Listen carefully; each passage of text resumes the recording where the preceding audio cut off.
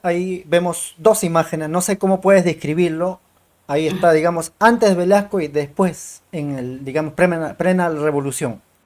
Es que esas eran las élites, esas son las élites que lamentablemente hemos tenido, ¿no? Estas clases gobernantes, esta derecha nacional, estos empresarios, ¿no? Que siempre se turnaron el poder. Entonces, y que trataban a los campesinos así, como siervos, como vasallos, como pongos, como mitas, que tenían que servirles y arrodillarse. Entonces, tú no estás viendo ahí la relación en la primera foto entre dos ciudadanos, estás viendo la foto entre un presidente y un siervo, ¿no? Y claro, transformar eso, esos 500 años de dominación, pues tuvo que venir Velasco, ¿no? O sea, y creo que ahí también lo que nos interpela, ¿por qué tuvo que ser un militar? ¿Por qué tuvo que ser de esta forma? Porque las estructuras de poder no permitían un cambio democrático, ¿no? Las élites estaban ahí turnándose el poder, excluyendo a los partidos, subordinando a los indígenas. Entonces yo creo que la foto es muy reveladora de lo que fue el cambio y el parteaguas de Velasco en nuestra historia, ¿no? Y creo que eso efectivamente es lo que revalorar. Y creo que también tenemos todavía mucho por superar, porque si bien ya no tenemos esta misma relación de servidumbre, pues el racismo sigue muy presente, ¿no? Lo hemos visto en esta crisis de diciembre a enero. O sea, si estas 70 personas asesinadas hubieran sido de la élite y de las clases altas, yo creo que la indiferencia no sería la misma, ¿no? Es sintomático, es lamentablemente una tara que arrastramos, ¿no? Este clasismo y este racismo que lamentablemente están dejando fuera todavía del proyecto de nación a las mayorías indígenas, campesinas y populares, ¿no? Entonces sí, creo que es muy reveladora esas imágenes y creo que también es este llamado a mirar más de cerca y más a profundidad lo que significó el legado de Velasco, ¿no? Bueno, como diría Crosato, también en la izquierda hay también racismos que no asumen como potencial de poder, digamos, para un cambio importante como lo sucede en México o como lo que pasó en Bolivia. En todo caso, la tarea está pendiente. Estamos de nuevo para poder repasar que lo que ha dicho en este caso Guido Crosato, digamos, muy duro, pero importante escucharlo y seguramente vamos a escuchar aquí también los comentarios de la ex ministra de la Mujer, Anay Durán. Ya está aquí, entonces vamos al grano, como dicen. Buenas noches, doctora, bienvenida. Buenas noches, Timoteo. Gracias por el espacio y buenas noches a los que nos están escuchando. Tu comentario en cuanto a la columna que ha publicado hace días atrás el abogado del presidente Pedro Castillo, en este caso Guido Crosato, en cuanto a la izquierda latinoamericana, empezando por Boris, y también entendiendo el paralelo de las experiencias de golpe de Estado en América Latina, tanto en Chile y en Perú ahora. Sí, es muy interesante, creo que es una entrevista, un artículo muy agudo, ¿no? Creo que pone los puntos sobre las IES en determinados progresismos latinoamericanos, ¿no? Creo que la crítica que hace Guido es especialmente a estos gobiernos, ¿no? Que suelen tener, pontificar sobre derechos humanos, pero tienen una mirada muy sesgada, acorde más bien a sus planteamientos e intereses de las élites, ¿no? Y creo que enfatiza mucho en el caso chileno, justamente es la foto que vemos ahí de Dina con Gabriel Boric, ¿no? Un presidente joven que se ha arrogado además con un papel de defensor de los derechos humanos, ha sido muy crítico con Venezuela, con Nicaragua, ha abierto las puertas a Zelensky, Ucrania, ¿no? Ha tomado una posición, una agenda bastante liberal en términos de derechos humanos, se ha alineado en esa dirección, pero su silencio sobre lo que ha pasado en Perú ha sido ensordecedor, ¿no? Le hemos escuchado una crítica en CELAC en enero, cuando estábamos en plenas masacres, y de ahí no ha dicho absolutamente nada, ¿no? Y claro, si este es el progresismo joven, que no dice nada, que guarda silencio, que celebra los 50 años de, digamos que conmemora, mejor dicho, los 50 años del golpe en Chile, pero recibe luego, se abraza con Dina Boluarte, una persona que ha llegado al poder de una manera absolutamente cuestionable, con las manos manchadas de sangre, copando los poderes del Estado, en fin, no califica como demócrata ni como respetuosa de los derechos humanos por ningún lado, ¿no? Es más, la misma CID que él defiende, que Boric defiende, la está investigando, ha dado un informe muy claro donde anota las ejecuciones extrajudiciales. En fin, digamos que Guido Crosato hace énfasis en eso, ¿no? Y creo que varios lo hemos venido haciendo también. ¿Por qué esta complicidad de Gabriel Boric y su gobierno con un régimen autoritario, violador de derechos humanos? Y bueno, la explicación que yo tengo es bien básica, ¿no? Es finalmente el interés de los empresarios chilenos, que sabemos son un poder muy importante en nuestro país, ¿no? Y que creo que ahí termina el compromiso de Boric con los derechos humanos, mucho discurso para la pantalla, para la Embajada de Estados Unidos, para quedar bien por ahí, y poca coherencia, ¿no? Es una lástima. Y bueno, creo que ese es el eje que pone Boric también, y aprovecha también para cuestionar a la izquierda peruana, y creo que ese es un cuestionamiento muy válido, porque hubo una izquierda que se puso de perfil mientras el pueblo estaba en las calles, ¿no? Y menciona concretamente a Verónica Mendoza, al Nuevo Perú, porque no han tenido un rol activo en alinear a estos progresismos de los cuales son muy cercanos en torno a una posición crítica con lo que estamos viviendo.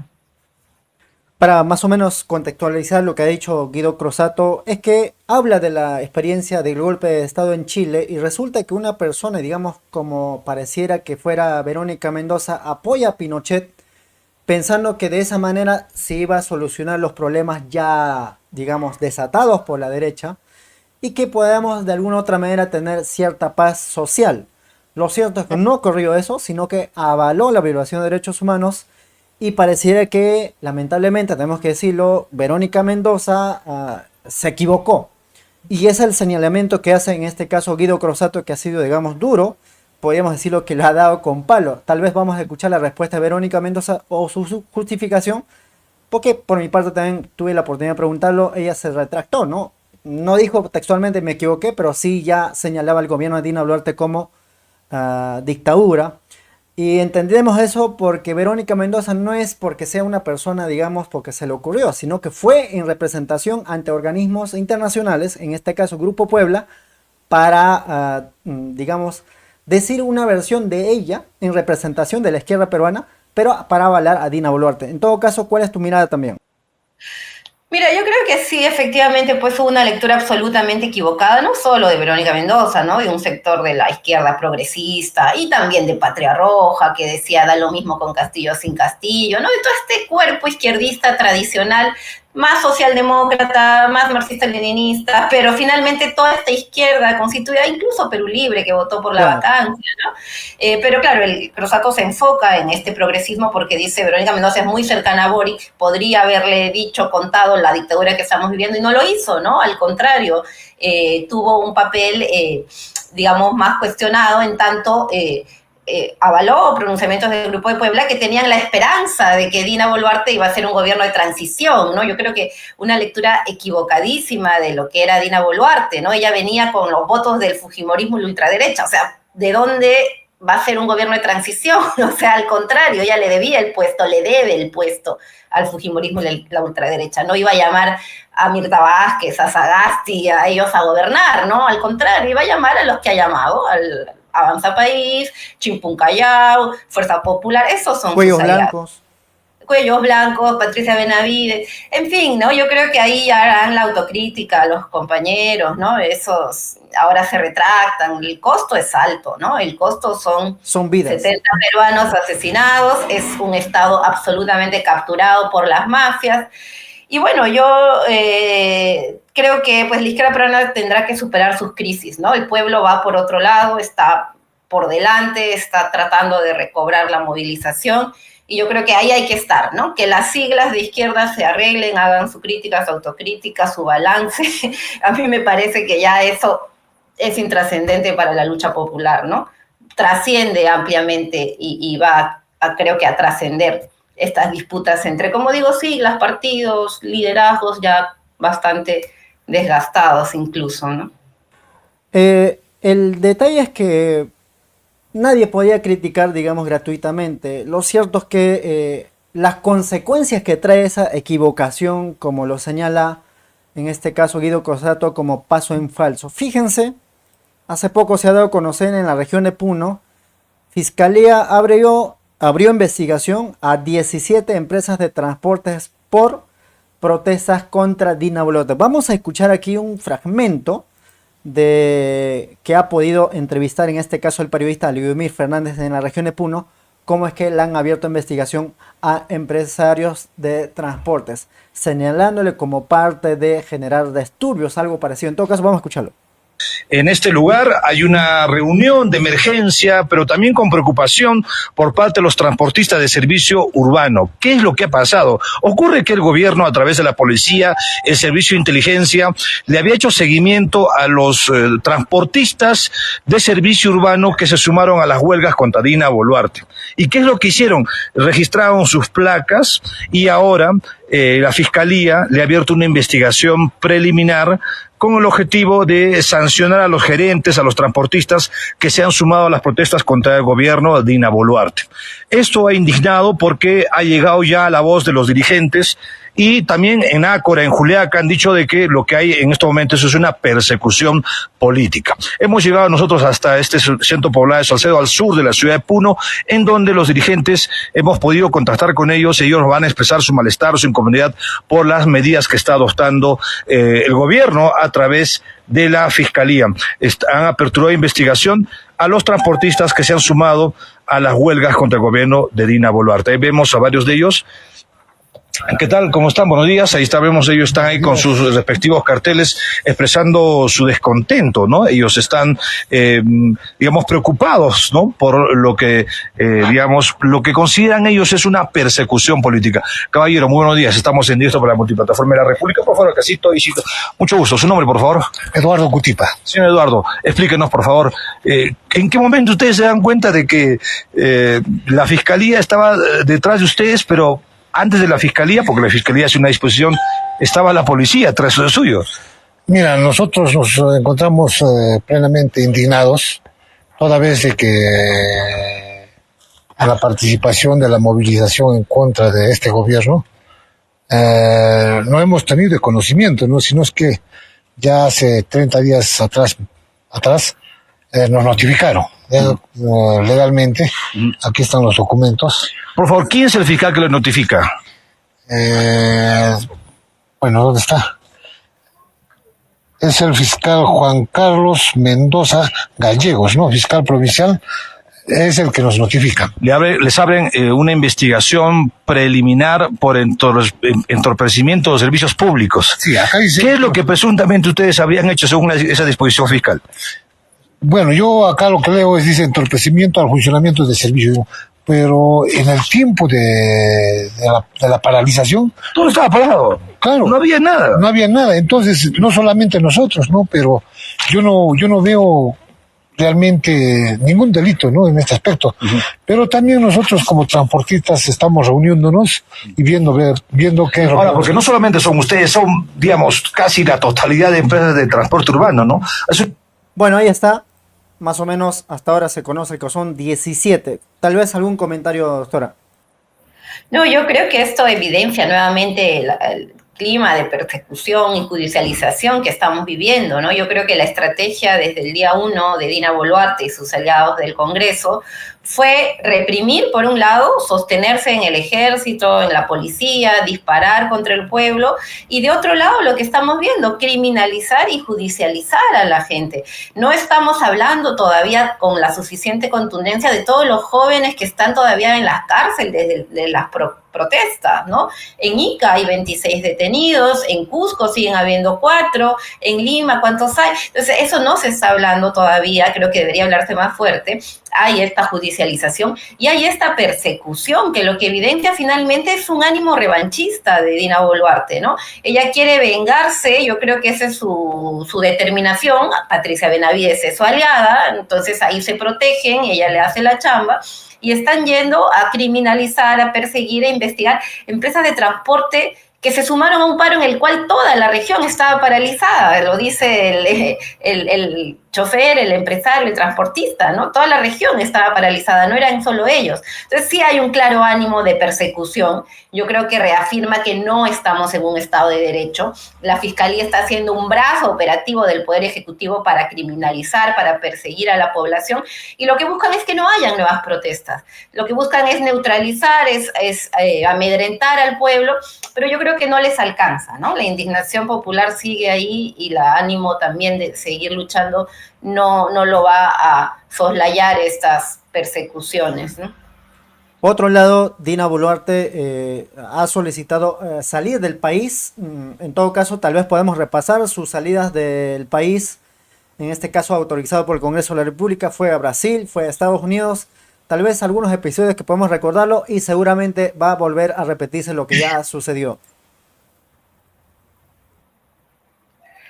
Sí, bueno, yo creo que ella tenía siempre este ánimo de salir, ¿no? Yo creo que desde que era vicepresidente ya no hago ninguna incidencia, así cuento que siempre que coincidíamos en algún viaje ella tenía mucho ánimo de que la alaben en el exterior, vengan los diplomáticos, ¿no? Tiene también esta personalidad muy dada al halago, ¿no? Que le gusta eso. Y yo creo que lo está usando la presidencia para eso, ¿no? Quiere hacer ahora su viaje, su foto con el Papa, y la verdad me parece absolutamente irresponsable que en medio de la crisis económica que estamos viviendo, en medio de la crisis de seguridad ciudadana que estamos viviendo, que lo hemos visto, en la mitad de los distritos de Lima piden ser declarados en emergencia, en medio de la crisis de salud, lo que ha puesto en evidencia otra vez la muerte lamentable de Nano Guerra, en fin, entonces a ella no le importa, se va al Vaticano a su foto con el Papa y a reunirse con el alcalde de Stuttgart, que será una ciudad muy respetable, pero que,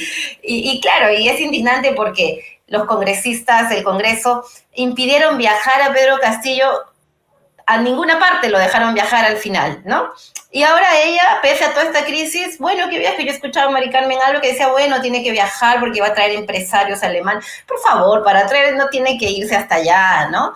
Yo creo que la señora quiere su foto con el Papa, darse legitimidad, pasearse en Alemania, y bueno, es como digo, siempre le gustó mucho eso, ¿no? De lo que la pude conocer. Lamentablemente para el país es nuevamente seguir en una crisis de gobernabilidad, seguir en este entrampamiento, y bueno, creo que es muestra de la decadencia ya del sistema político que vivimos, ¿no? El Congreso le acepta todo, ella le acepta todo al Congreso, gobiernan con un 10% de aprobación, sin legitimidad, basados en las Fuerzas Armadas, y bueno, yo creo que ahí siguen ahondando la crisis, ¿no? Ahondando a la crisis, yo recordaba en cuanto a Dina Boluarte que fue a Brasil, se quiso tomar con el presidente Lula, en sí lo logró, pero al final del evento, recordarás, se quedó sola, nadie quiso, digamos, conversar o a lo menos coordinar, a ver qué podemos hacer entre gobiernos para favorecer a digamos, a los países que representan. Fue a Estados Unidos y recordarás también, todos huían, todos se escapaban, porque entendían que este gobierno de alguna otra manera no estaba respetando de alguna otra manera lo que significa un estado de que pueda estar en normalidad. Muchos habían entendido que estaba en causa el Perú, en razón que hubo violación de derechos humanos, que lo ha podido mencionar CIDH, pero un día antes o horas antes quiso expulsar al representante de las Naciones Unidas y solamente finalmente quedó conversar con Sebastián Piña de Paraguay y en este caso Boric, ¿no? Que es justamente Guido Croxatto también ha podido señalar su comportamiento. Sí, yo creo que además es lamentable porque el daño no es solamente para Dina Boluarte y su gobierno, ¿no? El daño que le están haciendo a las relaciones exteriores, a la Cancillería de Perú, que se jactaba de ser muy profesional, es tremendo, ¿no? Ha sido vergonzoso ver cómo publicaban las fotos de los pasillos, la foto en el Palacio de Naciones Unidas, en el edificio, como si fueran reuniones bilaterales, ¿no? Yo creo que ha sido bastante bochornoso, ¿no? Este ánimo, este ímpetu de Dina Boluarte y su gobierno por legitimarse en la escena internacional, les lleva a cometer estos errores y como digo, el problema es que no es solo ellos los que quedan mal parados, es el Perú, ¿no? Y no les importa, o sea, ahora no les importa, siguen se aferrándose como sea al gobierno y es lamentable, ¿no? Como digo, el daño no es solamente a la imagen de ella, ¿no? De Dina Boluarte y su séquito de cancilleres y ministros, sino es al país, ¿no? Como decía, lo que había logrado trabajar durante muchos años la Cancillería peruana, la diplomacia, pues se va al tacho, ¿no? Lo de Naciones Unidas creo que trascendió lamentablemente en distintos países, ¿no? Cómo habían montado fotos, cómo habían puesto reuniones de pasillo como reuniones bilaterales. Y sí, pues lo que se vio fue por un lado el aislamiento de Dina Boluarte y por otro lado este afán de desvirtuar la realidad y presentar una serie de reuniones que nunca se habían dado, ¿no? Eso, yo creo que ahora su viaje va un poco en esa misma línea, ¿no? Presentar una reunión con un alcalde menor en Alemania, digo, con todo el respeto a Stuttgart y lo importante que puede ser, pero que no tiene una gravitancia, digamos, para Perú en este momento, ¿no? En fin, creo Un que jefe también de da muestra de Estado, la un jefe de, fragilidad. un jefe de Estado saliendo, digamos, en representación del Perú para juntarse con un alcalde.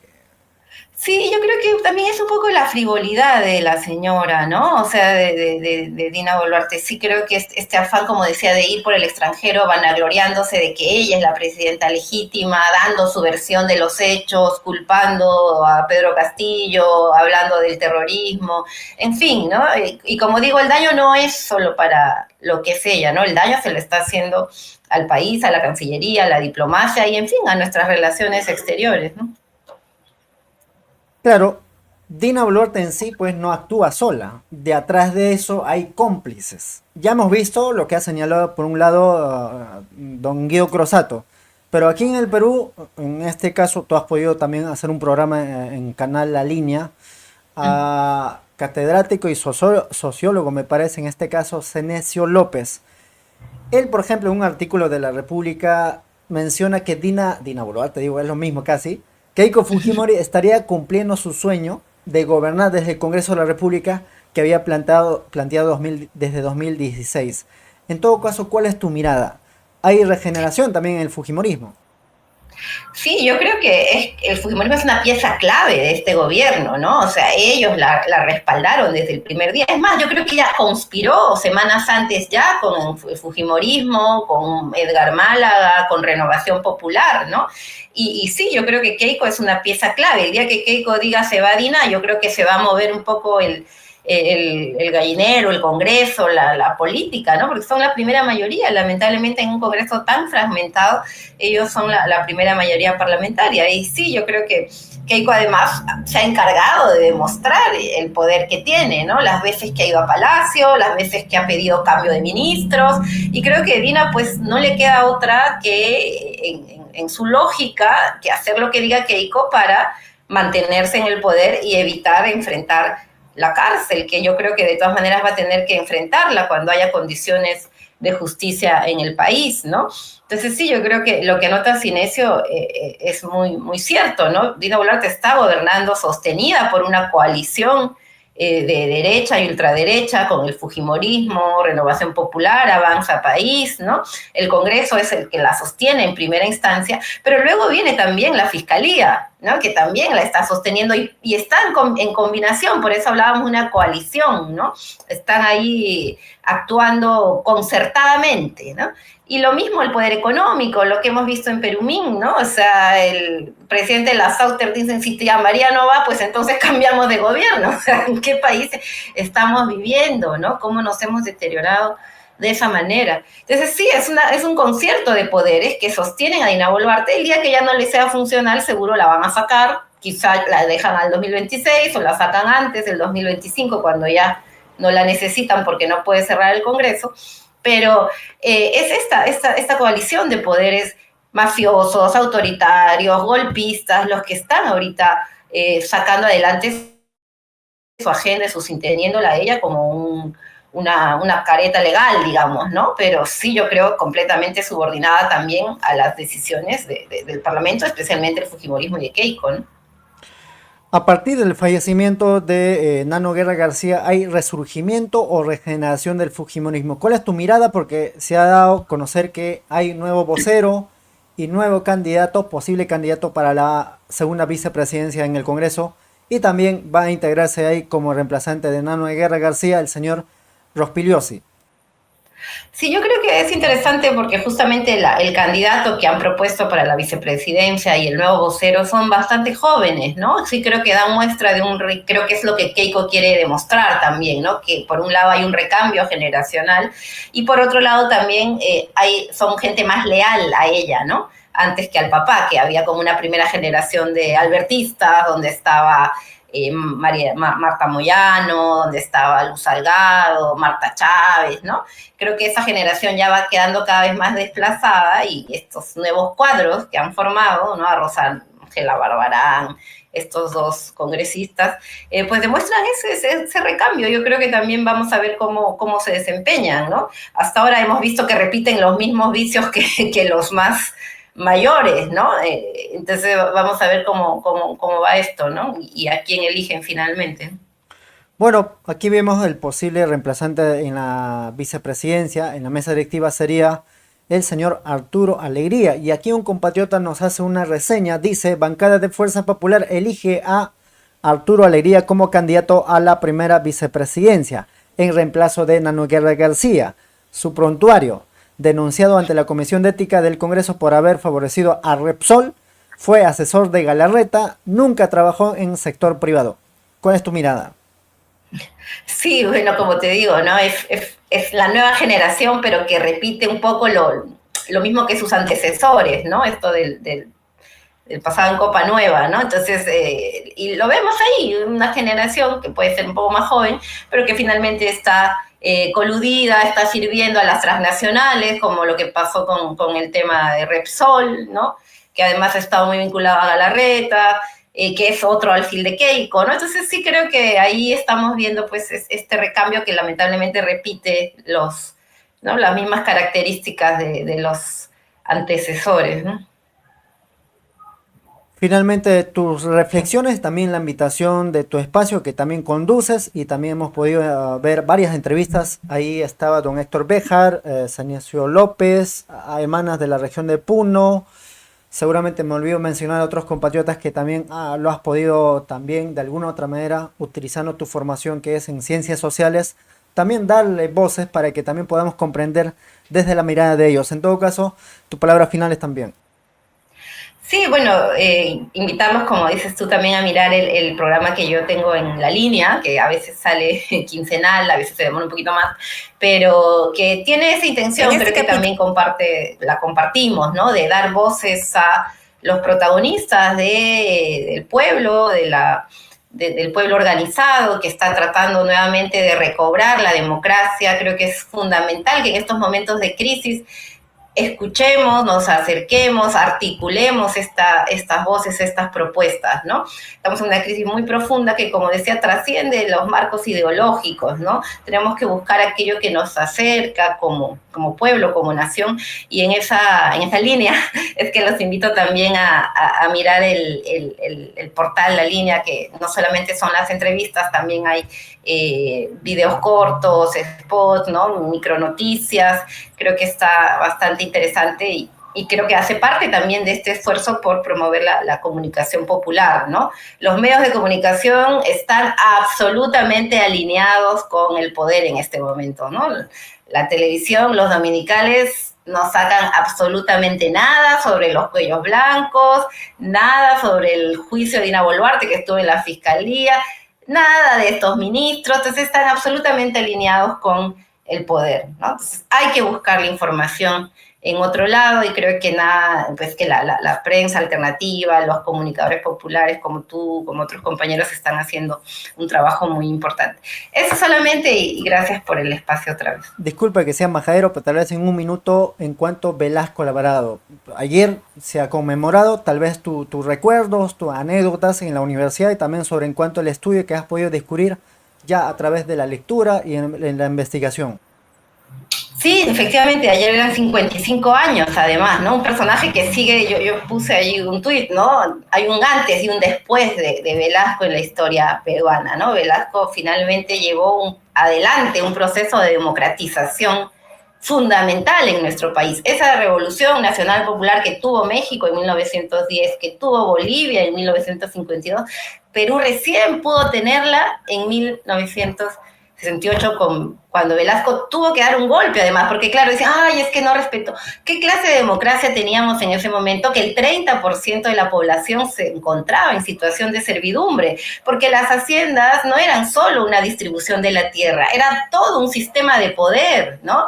Que excluía al 30% de la población, que recién tuvo derecho al voto en 1980. Entonces, y unas élites que negaron permanentemente esa participación. Entonces yo creo que el carácter democratizador de Velasco está justamente en ese potencial de redistribuir la tierra y el poder, ¿no? Y pensar, creo que ha sido uno de los pocos que pensó un proyecto de nación, ¿no? Un proyecto de país del cual estar orgullosos. Este es el Perú, tiene su petróleo con Petroperú, tiene sus héroes, porque hasta antes de Velasco Túpac Amaru era ni considerado, ¿no?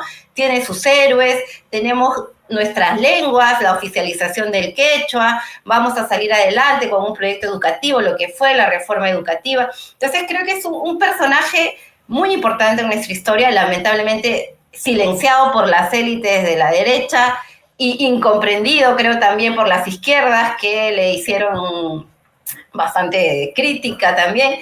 Y creo que hay que mirarlo en una perspectiva histórica, como decía, desde estos cambios importantes e irreversibles que dejó en la sociedad peruana, ¿no? Ese creo que debe ser el espíritu de volver a recordar a Velasco, de ponerlo en el debate y también, como decía, de ver ese legado que dejó en términos de construir nación, ¿no? De construir un país del cual sentirnos orgullosos, ¿no? Que se mire y se siente orgulloso de esto, ¿no? Eso creo que podría agregar.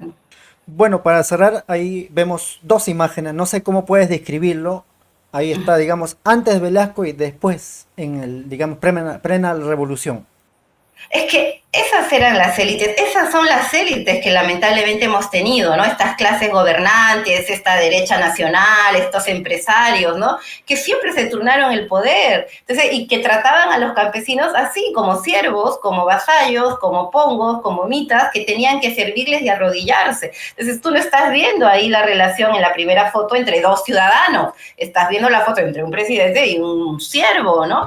Y claro, transformar eso, esos 500 años de dominación, pues tuvo que venir Velasco, ¿no? O sea, y creo que ahí también lo que nos interpela, ¿por qué tuvo que ser un militar? ¿Por qué tuvo que ser de esta forma? Porque las estructuras de poder no permitían un cambio democrático, ¿no? Las élites estaban ahí turnándose el poder, excluyendo a los partidos, subordinando a los indígenas. Entonces yo creo que la foto es muy reveladora de lo que fue el cambio y el parteaguas de Velasco en nuestra historia, ¿no?